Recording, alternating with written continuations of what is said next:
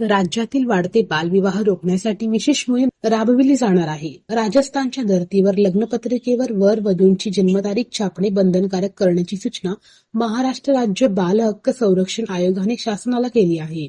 या सूचनेची अंमलबजावणी करणार असल्याची माहिती बालविकास मंत्र्यांनी दिली.